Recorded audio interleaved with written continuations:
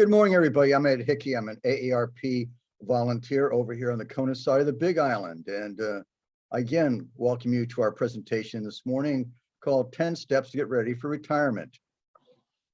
Now, I'm not sure that these stats will necessarily blow you away, but that was the title of the article that I took this from in US Today a couple of years ago. And what it really does, I think, is set the stage for what we're going to talk about, at least the importance of what we're going to talk about, because this is kind of the state of where most people in America are today in terms of their retirement planning. So the first thing we got to remember and realize and think about is that we're probably going to be retired for a long time. It's not unusual today to have people live past 90, even to age 95. So when we're thinking about retirement and planning and funding for our retirement, we got to be thinking of a 25 to 30-year time horizon. Despite that, we'll see in a little bit some data that suggests that almost 1/3 of Americans have really no retirement savings whatsoever. That's a problem. And as a result, a significant number of people are almost totally dependent upon their Social Security for retirement income. And we'll show a little bit why that's so difficult. Only about half of us think we're in good shape, that we're at least on a reasonable path to saving for our retirement. And many of us already accepted the fact that our retirement is probably going to be different, perhaps, than our parents' retirement, that we're not going to have a situation where we work, and then stop working and retire. That most of us or many of us are going to have to work in some respect during our retirement because of the fact that we haven't saved enough during our primary working years. We're going to talk about budgeting later, and one of the curious things is when people start thinking about their retirement budget, many of them don't budget for leisure activities. Now, I don't know about you, but I tend to spend more money on Saturdays than I do on Tuesdays. And when you retire and have 7 Saturdays a week, you're probably going to be spending more for leisure activities, whether it's golf or whatever, or travel, but we tend to spend more money. And in fact, most people do spend a little bit more money when they retire, at least in the few years after they retire initially.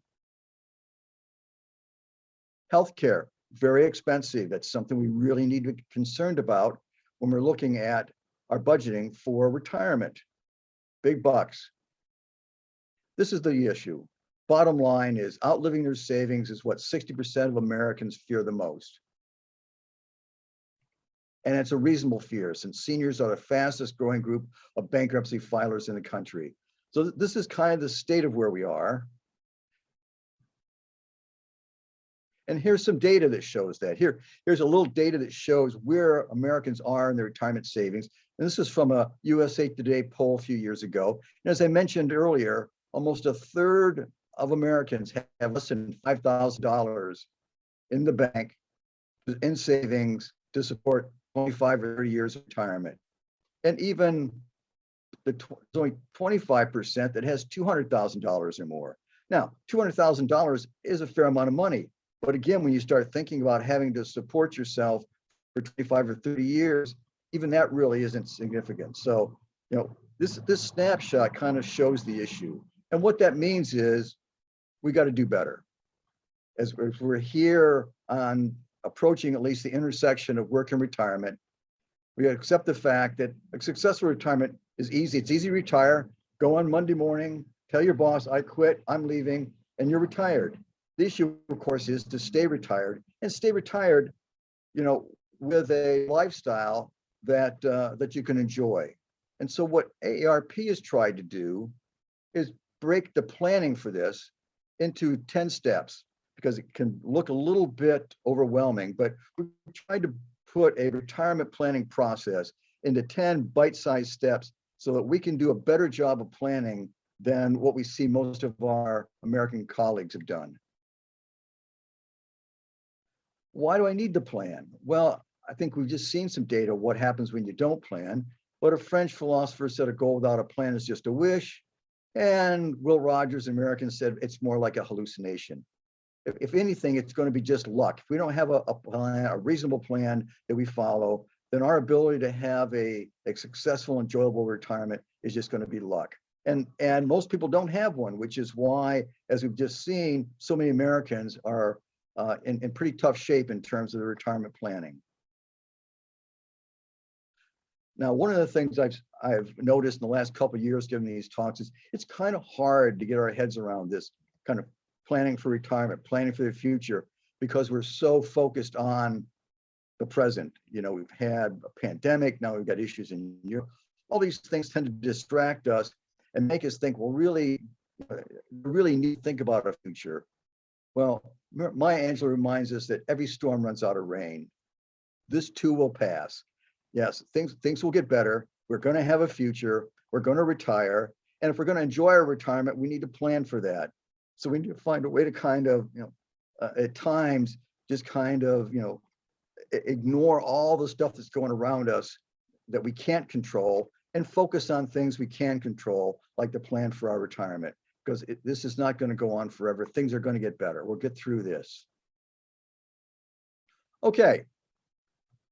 We'll get into the steps. The first step and the most important step is defining retirement. Because as Lewis Carroll said, if you don't know where you're going, any road will get you there. So if we really don't have a good vision, a good idea of what retirement means to us, it's going to be pretty hard to determine whether or not we're successful with it. And this is a time to, we're not planning for our funeral here. We're planning for the last 25 or so years of our life, and we're not too old to dream. So, this is where all the work we've done throughout our adult life, this is where it tends to pay off. And we can be a little wild and crazy here. We can dream a little bit and really think about what our retirement would look like.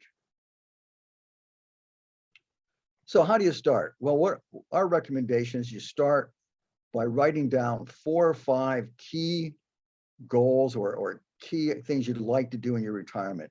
Not a dozen, 4 or 5, but these are the most important things. These are the things that later on in life, when you're getting ready to go into the home, you can look back and smile and say, you know what? I really had a great retirement. I really did it right. What are the things that are going to make you feel that way later on? They need to be somewhat specific, because at some point we're going to have to figure out if we can afford this. So for example, many of us want to travel more when we retire. Well, what does that mean? Does that mean we're going to go to Vegas twice a year instead of once? Or does that mean that we've got some very significant travel plans, maybe around the world, or cruises, or spending time living in other countries? So we got to know more than just we're going to travel more. We got to be specific enough so we can see whether or not we can afford it. They can be a little dreamy, but ultimately they got to be realistic, because otherwise it doesn't make sense, perhaps.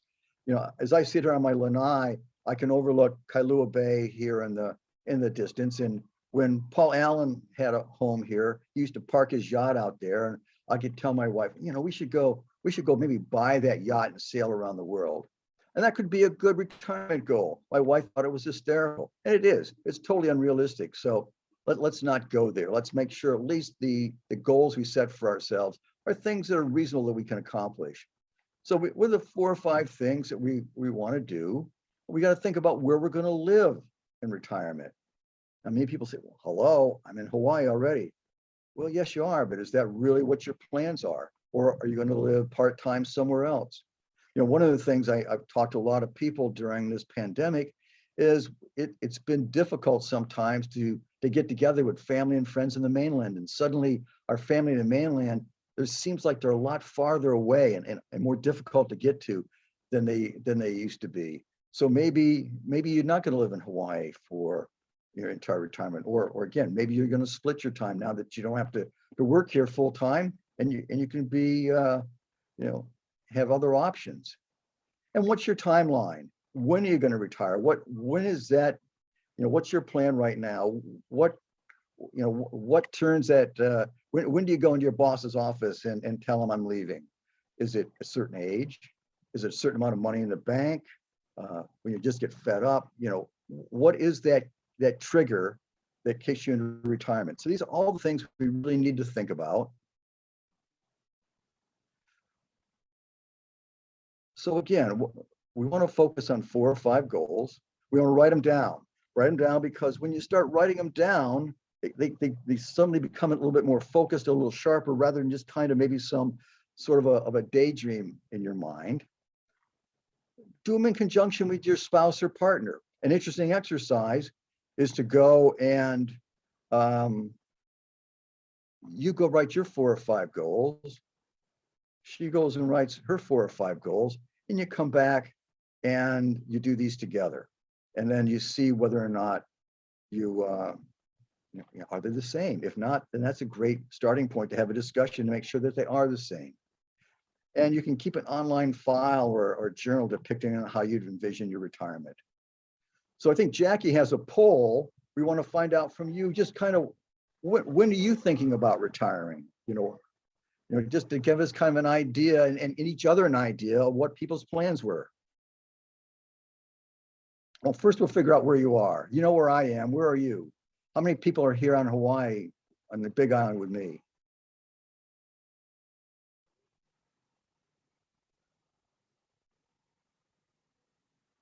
Come on, Big Island. All right, we'll get somebody. You got 3. All right, well, better than Maui. Well, almost. If you don't see your island, you can pull that little sidebar down. And if you're from the mainland, we even put one up there for you. And then if you keep sliding that bar on the side down, once you've answered that question, you'll see that we are just asking you how many years you think you are from retirement. AARP recently fielded a survey, and I was so surprised to see that the majority of our members think they'll be retiring at 71. People used to retire at 65, so I thought that was pretty significant. Okay, well, we don't have votes from everybody, but we'll go ahead and end the poll, and then I will share the results. And it looks like most people are from Oahu, and we have nobody from the mainland, but we may have somebody from, gosh, they say other, so we may have somebody from another country. I'm not sure. And then when do you hope to retire? Most of us want to retire within the next 2 to 5 years. And there's a few people who are looking at 11.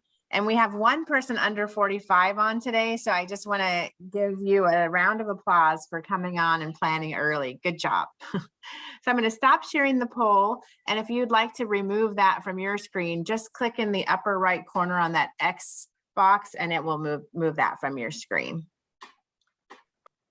Thanks, Jackie. So here's another little exercise that to get your brains going is, grab a pencil, piece of paper, and write down 1 goal or 2 that will, again, make your retirement successful. That could be something you're already doing or really something totally new that you've just dreamt about doing. And then if you'd like, you can list them in the Q&A and we'll read some later on that will really maybe give each of us some other ideas or some, something that we really hadn't thought about, get us thinking a little bit differently.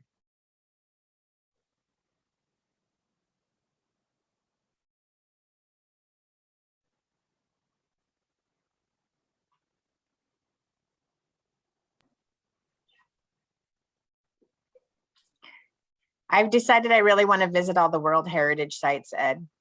Okay, write that down. I'm going. All of them? I'm going. All of them? There's a few maybe off limits right now, but okay. Well, as many as I can go to before, yeah, or at least one. All right, that's a good goal. That's a good goal. It looks like we have a few people who have shared, people want some land to garden on. Mildred would like to pay off her mortgage. John would like to write a book or a play. Perfect. Okay, well, keep thinking about it and jot them in Q&A and I'll continue. All right, so where are we? So we're thinking about what we want to do in retirement. We're thinking about when we're going to retire and maybe where we're going to live, things like that. So now we got to get on with it. So one of the most important things next is our health. This is a tough topic because we always want to be healthy. We're always going to lose those few pounds. We're always going to start exercising. And in many cases, somehow that just never gets done. But But what we just decided is that we want to retire and we want to do all these things, and we're probably going to be retired hopefully for 20, 25 years. But one of the key things about enjoying our retirement is you got to be healthy enough, long enough to do that. And so this is a time then to really kind of take a look at what we're doing from our health standpoint and maybe make some changes to our lifestyle. Preventive medical attention is one of these things. And I put dental here because we're going to talk about Medicare in a minute. And for example, Medicare, at least basic Medicare, doesn't cover dental. So if you have a dental plan now with your employer, now's the time to start taking advantage of that benefit and other preventive exams. And now really start as part of your retirement planning, or at least planning going into your retirement. Let's think about what we can do to improve our health, improve our eating, exercising, get enough sleep. And I know these are things we've talked about all the time and don't get done, but I'm going to keep directing you back to part one. Look at those things you've written down. If you really want to do those things, then again, you need to be healthy enough, long enough to make all that happen. If Jackie's going to see every World Heritage site, she better be in pretty good shape to do that, because some of them are going to be a little bit, require a little bit of energy to do that. So let's renew our gift to ourselves, I guess, in terms of really focusing on our health. Guys, introduce yourself to your doctor if you haven't. That's a guy thing. And figure out how to make healthy living fun. It doesn't have to be tedious. It doesn't have to be bad news. Join a canoe club or play pickleball or golf with some buddies, or form go to yoga with friends. Find some way to incorporate in your lifestyle in a way that you can enjoy, but again, starts getting on this path that we can. It's going to take us 40 or 50 years to be able to afford retirement. We want to be able to spend that money and live long enough to enjoy it. The other aspect of healthcare, of course, is the cost side. In 2 weeks from today, we're going to have a 1-hour session. Medicare will cover it in a lot of detail. But what I can tell you without stealing too much thunder is, while Medicare is a very good plan, it doesn't cover everything. First of all, you've got premiums, you've got deductibles, you've got co-pays and things like that. And then there's some things it doesn't cover at all. As I mentioned, it does not cover dental care or glasses or hearing aids. It doesn't cover alternative medicine like chiropractic or massage. If your retirement plans call for a lot of travel overseas, Medicare does not cover any care outside the US, so you'll need to have a plan for that and pay for that. And if I could make it in bigger letters, I would. Long-term care, Medicare absolutely, positively does not cover long-term care. And for most of us, this is our long-term planning process. We just stick our head in the sand and hope it goes away. Well, why do we do that? Well, a couple of reasons. We don't like thinking about it. It's like thinking about doing your will or buying life insurance. We don't want to think about those situations.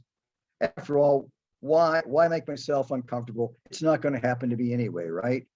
Well, unfortunately, wrong. Data shows over 2/3 of people over 65 will need long-term care during their lifetime. And on average, will need it for at least 3 years.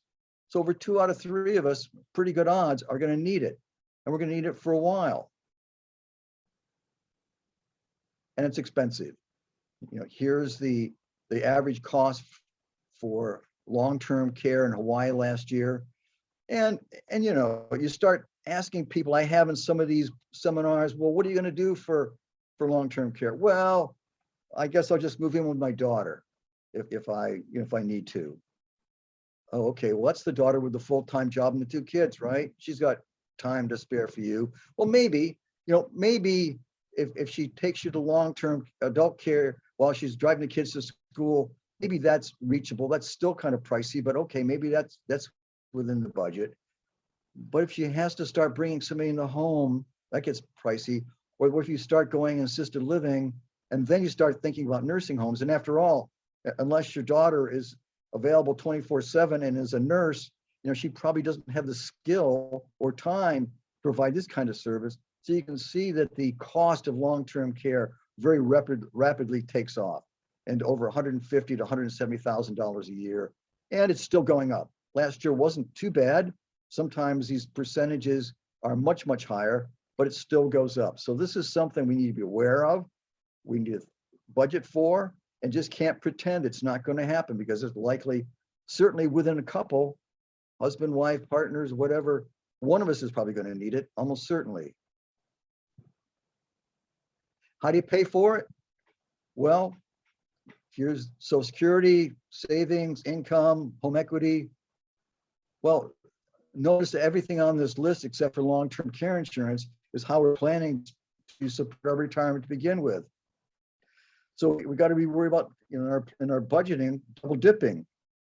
If I've already, you know, spent most of these on just supporting my retirement, what's going to happen when I need long-term care? So, you know, this is something to just be very aware of and make sure we have a plan for it.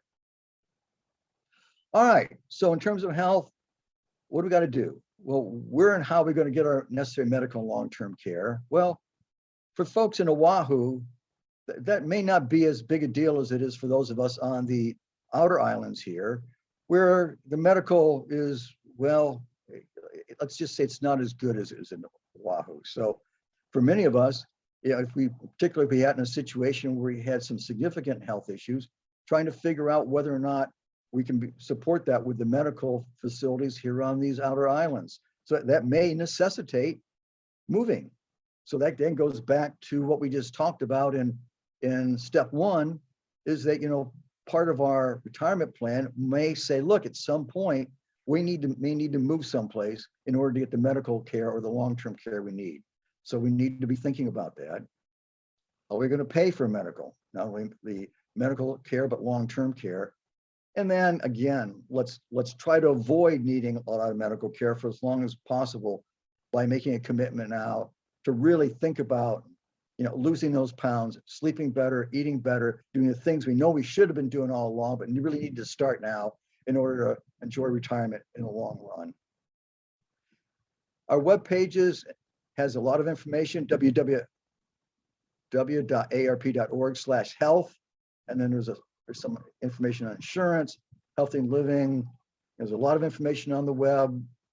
Take advantage of it and start making those changes now. Okay. If you come here next week at 9 o'clock, I'll be back, and I'll be glad to talk in great detail about Social Security. But what I'll do today is just kind of hit the high spots and maybe just kind of whet your appetite. So as you come join me next week. First of all, let me point out, Social Security, for most of us, is a really big deal.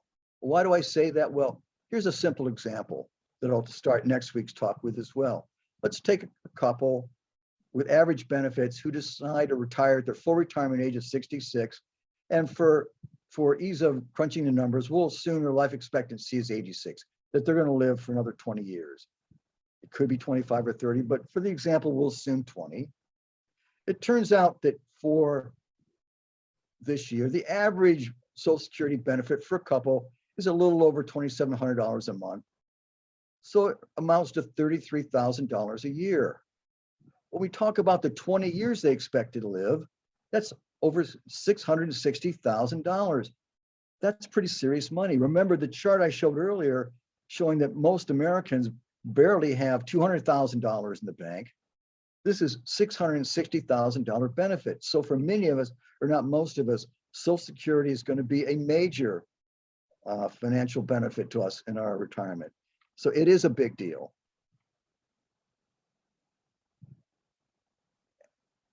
And how do you qualify for Social Security? Well, you or your spouse must work at least 10 years in a job where the Social Security FICA tax was deducted. And typically what that means is you contribute 6.2% of your pay and your employer contributes 6.2%. If you're self-employed, you get to pay the entire 12.4%.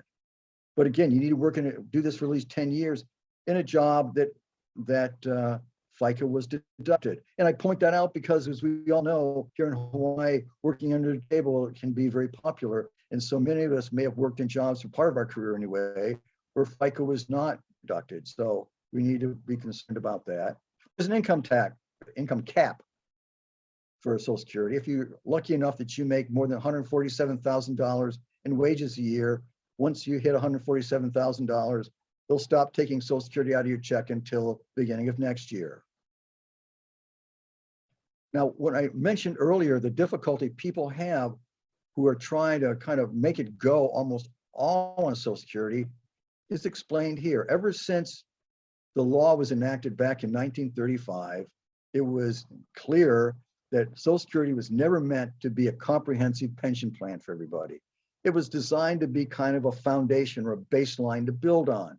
So Social Security is not designed to replace all your earnings. In fact, it's designed to replace about 40% of your pre-retirement wages on average. That's why somebody who has very little savings and retires and wants to rely mostly on Social Security, that's why it's so difficult, because you probably took a 60% pay cut when that happened. And that's pretty darn tough. So that's the issue with trying to get by on Social Security. It's not designed to do it. It's designed to help, but it's not designed to be the only way that people finance their retirement. It's calculated based on your highest 35 years of earnings. If you don't have 35 years of earnings, what they do is they take the earnings that you do have and add zeros for the rest. So if you had 25 earning years, for example, they add up the 25 years of earnings and they would put 10 zeros in there, which is going to reduce that average by quite a bit. Maximum benefits, $33.45 a month. And the way you would get that is that earnings limit I showed you on the last chart. If you exceeded that for 35 years, you get the maximum benefit. The average is about half that for a person, and about, as I showed earlier, about $2,700 for a couple. It just kind of gives you an idea of what we're talking about. So if you're going to get an average benefit of $1,657 a month, how does that compute to what you're making now? How does that compute based on the bills that you're currently paying now for housing and food and everything else? So that sort of just gives you hopefully a benchmark to think about. We'll talk a lot next week about the decision we need to make in terms of when we collect our unemployment, or excuse me, collect Social Security. And once upon a time, 65 was the retirement age. Well, no longer. As you can see here, for everybody in this call, it's between 66 and 67. So full retirement age is between those ages. And what's full retirement age? Full retirement age is the age at which you get 100% of the benefits that you're eligible for. So when I talked about them taking your top 35 years of earnings, and they calculate from that, you get that 100% of that at age 67. But you have options. You can claim benefits as early as 62. And if you do, there'll be a permanent reduction in benefits. And that's important because some people misunderstand that. They think if I claim it early, that once I hit my full retirement age, somehow it's going to bump up. It doesn't. The whole idea is if you claim benefits earlier, then you're going to get a lower amount because you'll be collecting benefits longer. So it'll be a permanent reduction. Or you can delay until up to 70, and you get an 8% increase a year if you do that. Now, that's a pretty darn good deal. Most of us can't get 8%. Well, if you go to a bank, you're going to get a 0.1% on a savings account. And even in the stock market, you're not going to get a guaranteed 8% increase in benefits. So this is a very, very generous benefit that you get from the government if you decide to delay your benefits. So at any rate, we have this 8-year period, and here's what it looks like for somebody retirement at 66. To make the numbers easier, I said if somebody retiring at 66, let's suppose they're going to get $1,000 a month. So depending on when you decide to collect, though, you can be getting anywhere from $750 a month to $1,320 a month.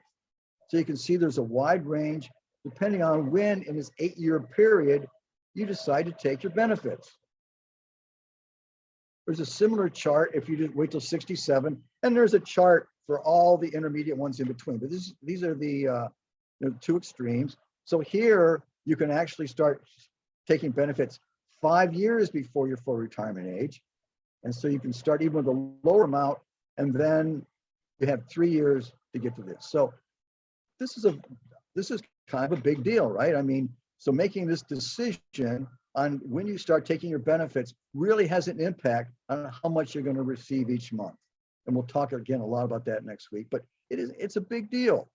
So deciding when to collect it can make a difference for you, can make a difference for your surviving spouse. So it's a significant decision.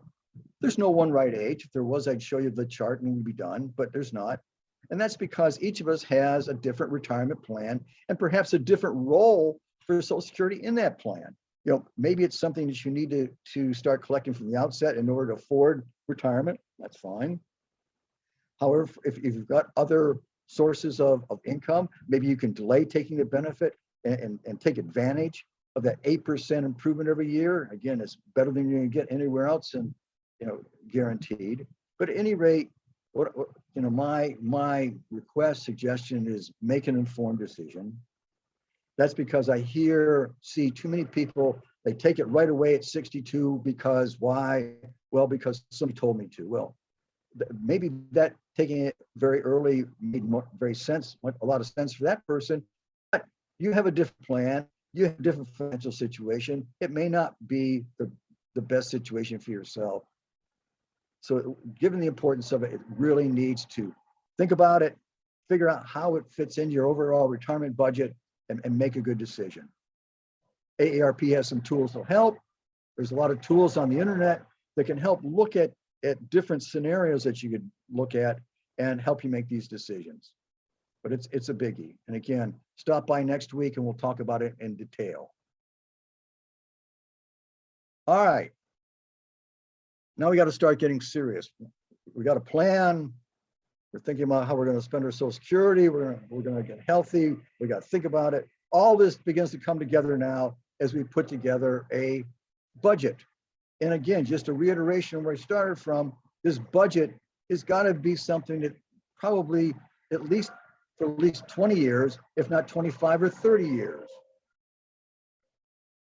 So what do we look at? Well, how much money's coming in?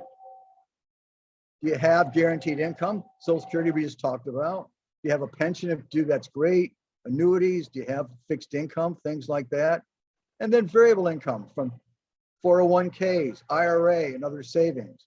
This is an area where you might want to consider getting some help from a financial planner or CPA to help you understand how much you can take safely from your retirement investments each year without worrying about running out of money.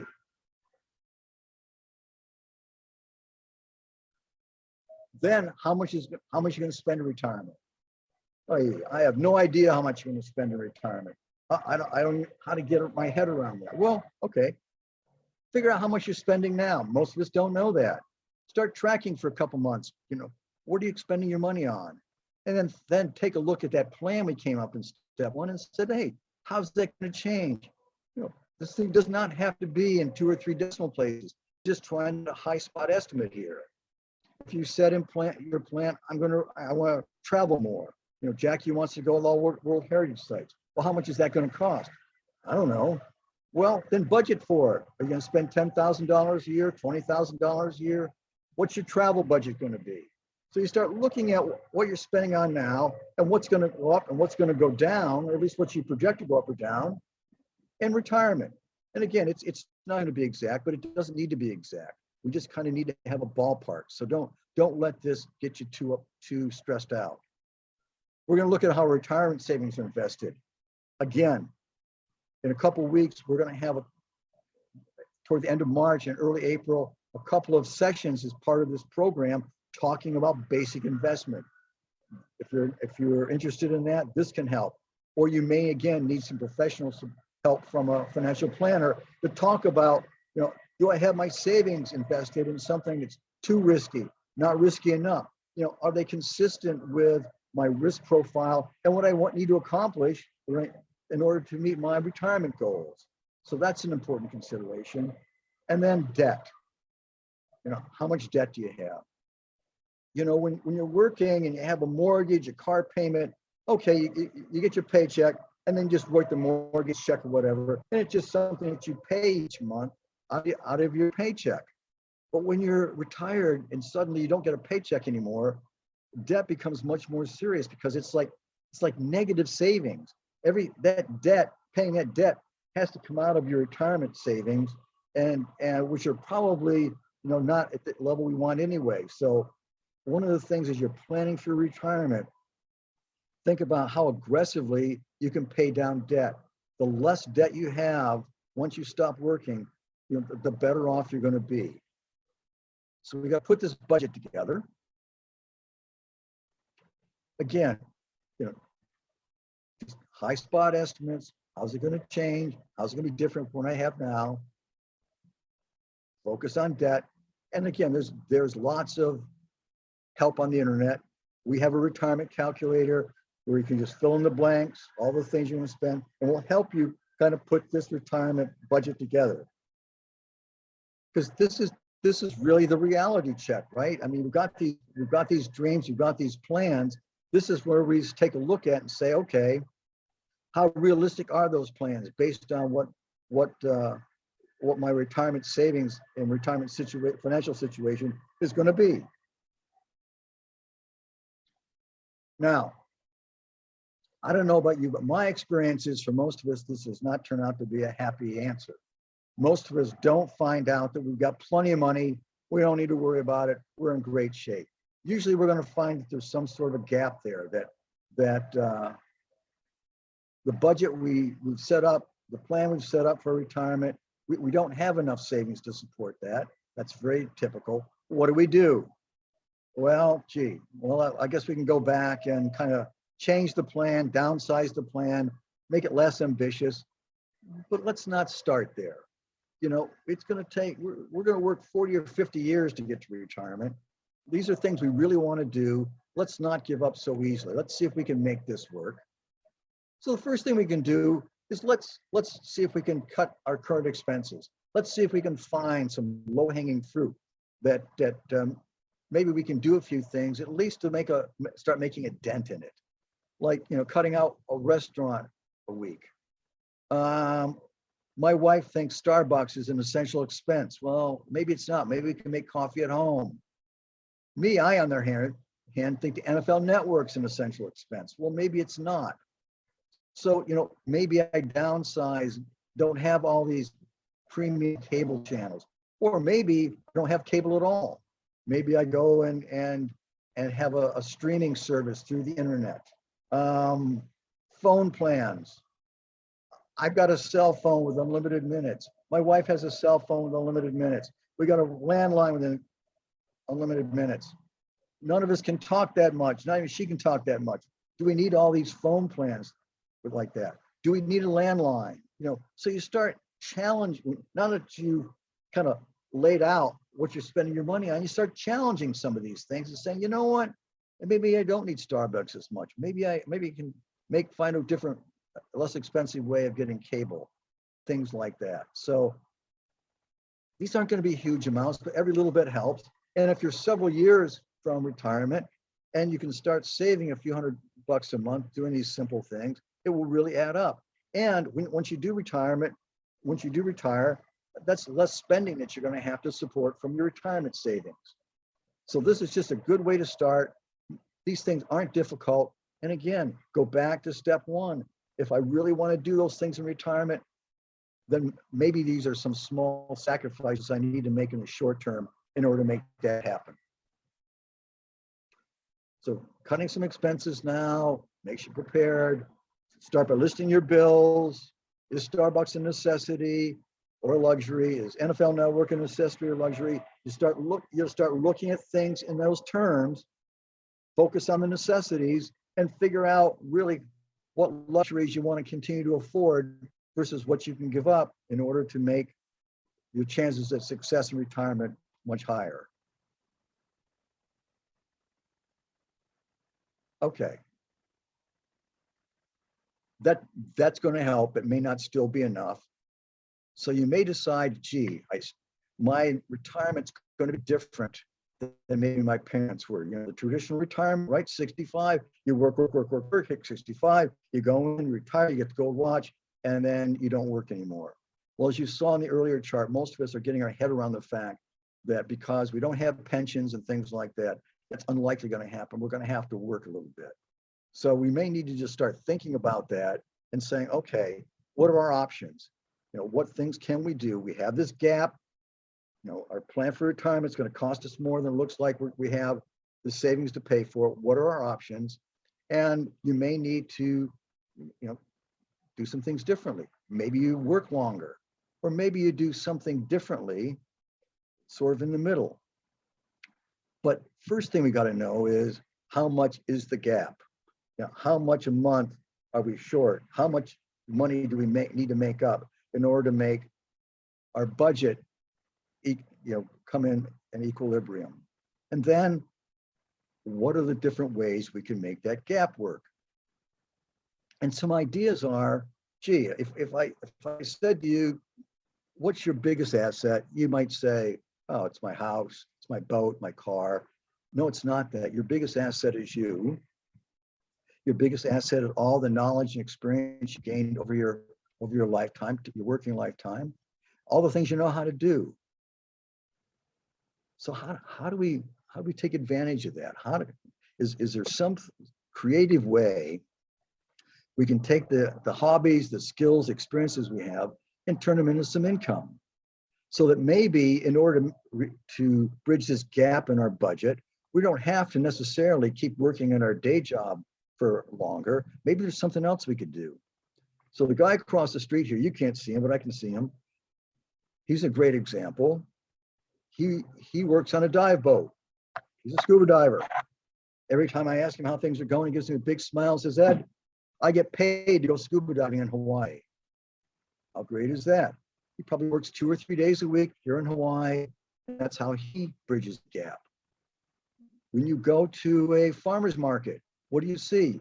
You see people, they're painting, they're doing ceramics, they're sewing, they're knitting, they're baking, whatever. Again, these are ways people are turning hobbies, things they enjoy doing, in a way of making some money. And again, we're not talking about, hopefully, huge amounts of money. You're not talking about supporting your entire lifestyle. You're talking about just something you need to do to supplement your retirement savings. So thinking about that, how you can turn your knowledge and skills into something like that to give you more flexibility.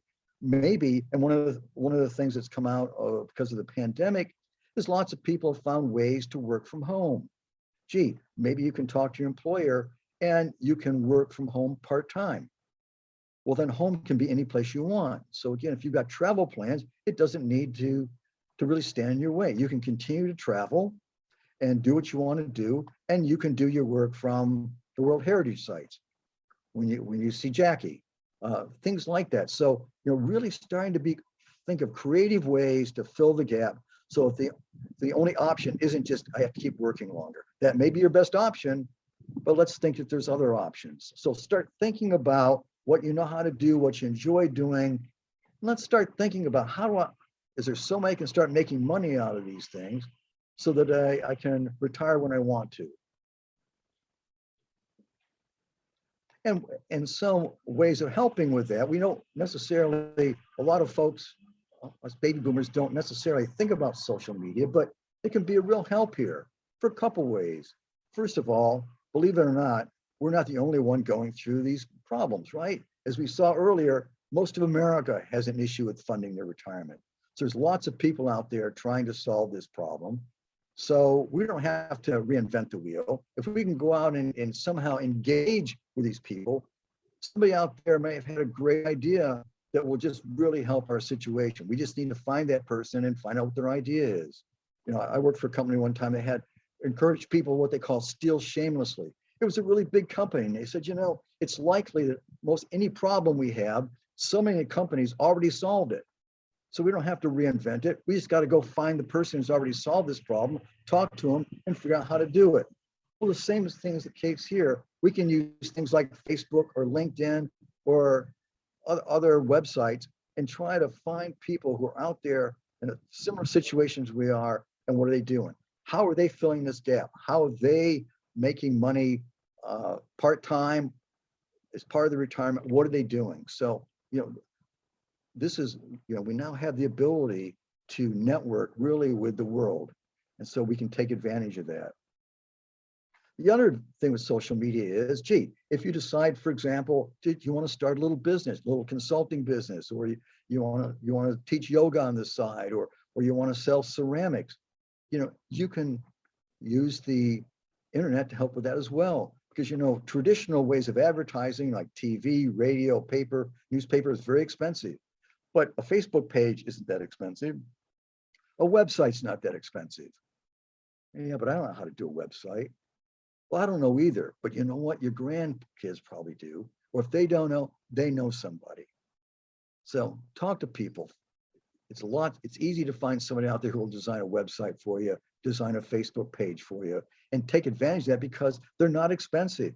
And this is ways that you can get out there in front of people with whatever you're trying to do. So lots of opportunities out there if we're creative enough and just kind of have a little drive to do it.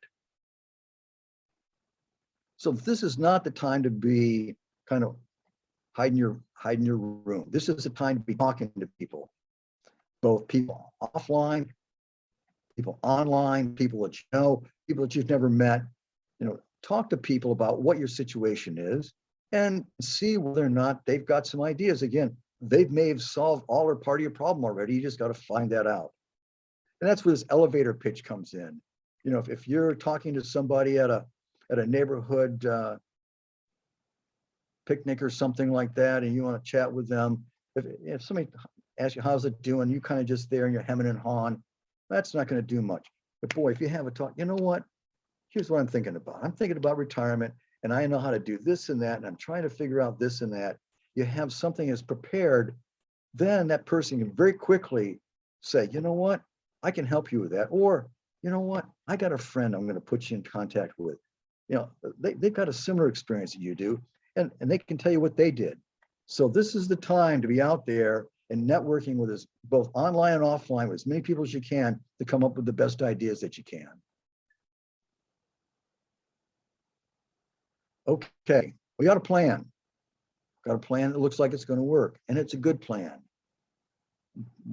But life happens, and it happens when you're busy making other plans. And certainly the pandemic has really brought that home. Nobody ever expected that.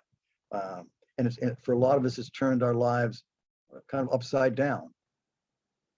So what we want to do, though, is avoid a situation where things that are going to happen take our plan and totally derail it.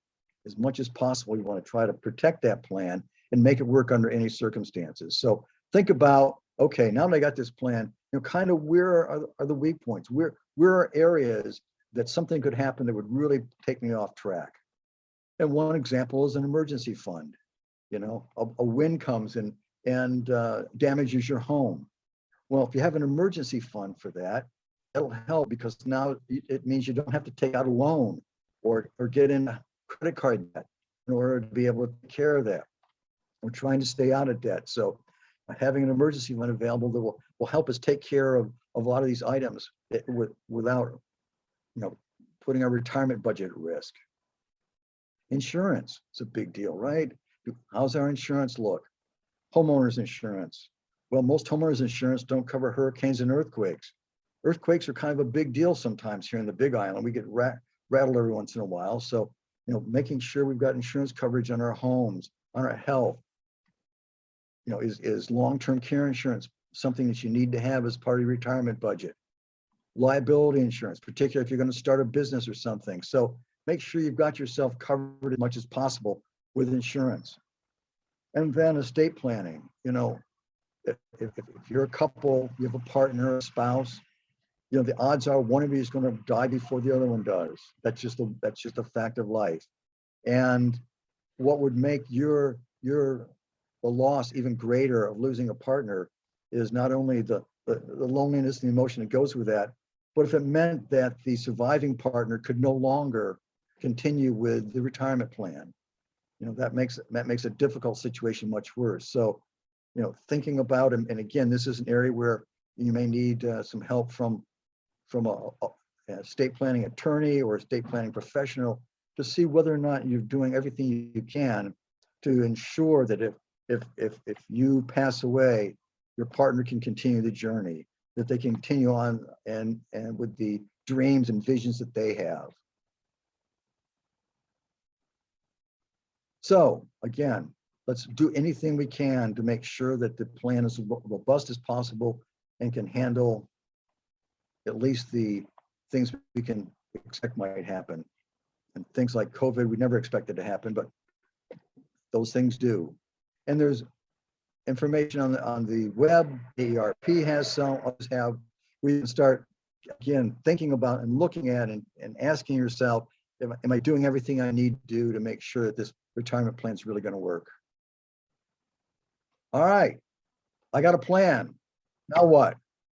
Well, I got the goals, and we want to make this evergreen. This is, once you write these goals down, this is not something you just stick in a drawer and don't look at again. It's a situation where you say, okay, maybe once a year, I don't know, maybe you do it New Year's Eve with a glass of wine in your hand or something. You take a look. Is this still what we want to accomplish during our retirement? Yes or not? If it needs to be adjusted, adjust it. Things do change.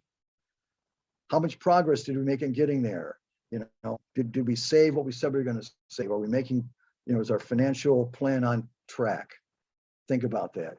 And you may need a partner or a financial planner to help with that, to make sure that you do the right things in terms of your retirement savings. Automate your savings. And Audrey's going to talk a little bit about next about 401ks. But if you have a 401k or 403b, which is essentially the same thing for nonprofits, if you got one, take advantage of it. Automate your savings. Make it as painless as you can. And again, you may need attorneys in some cases or financial planners. If that's what you need to do, get their help, get their advice, take their advice.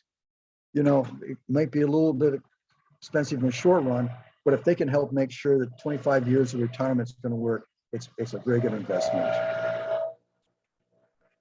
So again, we're creatures of habit. We're going to make some changes in our spending, changes in our health, changes in our savings, but it's going to be worth it. And one of the things we can do is help people help us. Let our family members know what's going on. They can cheer us on and help with advice. And again, you may need some professional help to make all this stuff work. So here's the steps. What we've tried to do is take this process, which is kind of big, kind of a little bit complicated, but try to break it down in 10 bite-sized chunks that we can then kind of address one at a time and walk our way through it. So that at the end point, we've got a workable plan that's going to make us have a very, very successful, enjoyable retirement. We can do this. We've done stuff like this before, maybe not as formally as this, but we've bought houses, we bought cars, we put kids through school. This is not our first rodeo here in terms of having a significant financial goal that we need to go after. So we've done it before. We can make retirement work. We can make it work very, very well. But we got to get going. There's always a reason not to start, right? Well, I don't have this information, don't have that information. You're never going to have all the information. So Voltaire said the perfect is enemy of the good. General Patton reminded us a good plan today is better than a perfect plan tomorrow, because you'll never get the perfect plan. And I might change his a little bit and say a good plan today is way better than no plan tomorrow. So let's get started what we have. We can improve it as we get more information. We'll make it better over time, but let's at least start working on it, because time's a wasting. Most of us want to retire at some point in the next few years. All right, so let's keep calm, don't stress, and just get it done.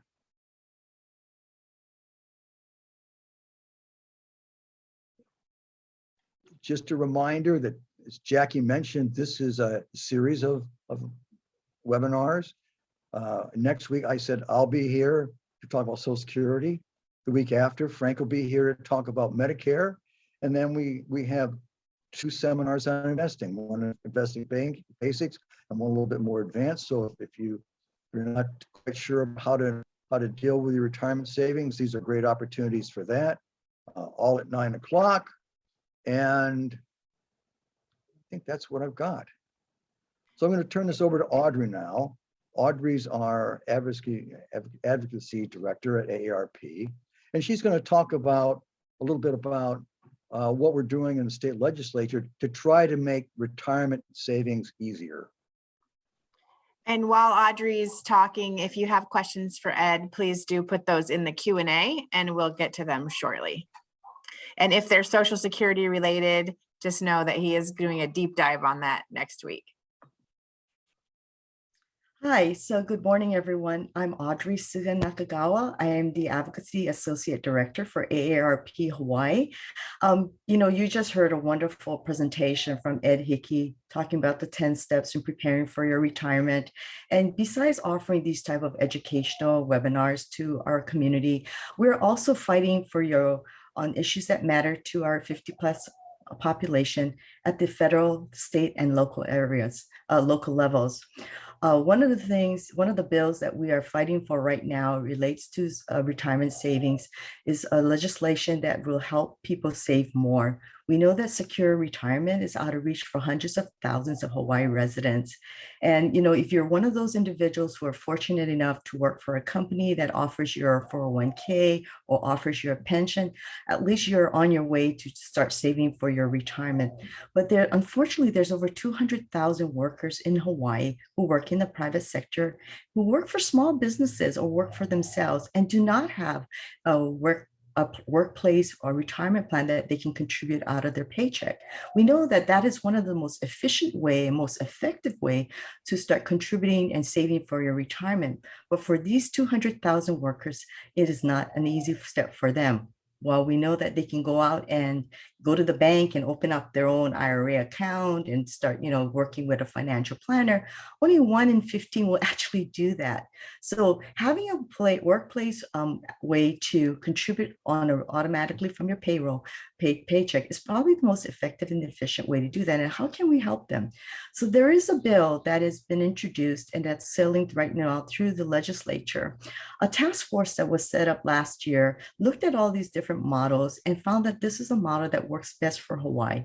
So it is a state facilitated retirement savings program designed for small businesses and their workers to contribute automatically out of their paycheck and start savings that way.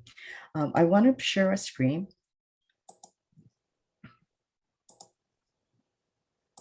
So this is a Senate Bill 3289 related to Hawaii retirement savings. This bill will set up a program for these businesses and their workers, and they can start contributing out of their paycheck. It is a business-friendly solution because it doesn't put the ownership on or the burden on the employers to pay and set this up. And the state will be stepping in to help assist with that. But then the state will also, let me put this, I'm sorry. The state would be facilitating this and will be hiring qualified private investors to do the investments for the individuals.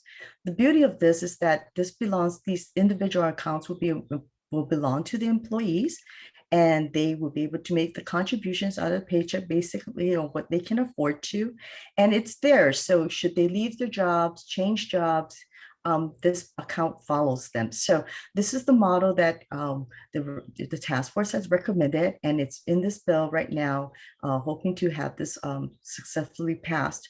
The state Senate is here having a floor vote on this on Monday. We're expecting it to pass. And so we want to thank the state senators for passing this bill. And then it's going to cross over to the House. Now, this is where we're going to really need a lot of your help and support to make and urge the House to do the same thing that the Senate has done. So we have here a link.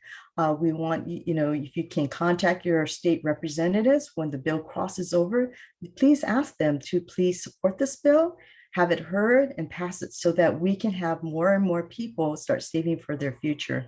It's very important that people can try to save more so that they could have the kind of secure retirement that Ed has been describing to all of you. And so this is what we're doing. If there's any questions, please contact me, and I'm going to put this link into the chat. So that's basically it. I put it on there, Audrey. Oh, okay, thank you. All righty, so it doesn't look like we have many questions for Ed today, but I'll give you a second more. I did have somebody ask me, will AARP do an estate planning? And I'm sorry, Walter, for some reason I've accidentally made you a panelist. So if you're seeing your name on the screen, don't worry, you're on mute and we can't see you. But we have done estate planning workshops, and I do have a recording. So if you want to email me at jboland@aarp.org, I could send you the last recording we have of an estate planning workshop. But does anybody have any questions for Audrey or Ed about 10 steps to get ready for retirement, or about the Hawaii Retirement Savings Plan?